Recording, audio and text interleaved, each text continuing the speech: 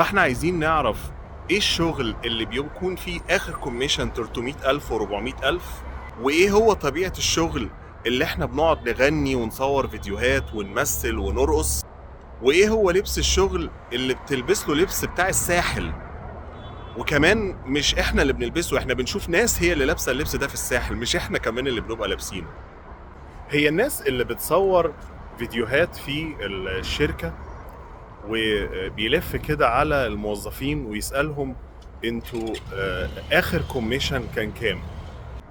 فتلاقي موظف يقول 200,000 300,000 500,000. هو ايه اللي 200,000 و300,000 و500,000؟ وبعدين هو ده اخر كوميشن؟ يعني ده مش اعلى كوميشن؟ يعني في كوميشن اعلى من كده اصلا؟ الله.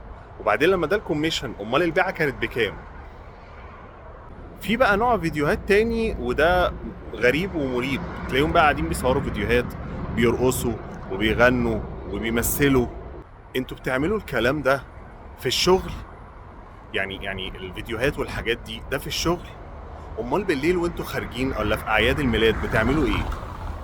كل ده كوم. واللبس بقى اللي بيتلبس في الشغل، هو ده لبس الشغل؟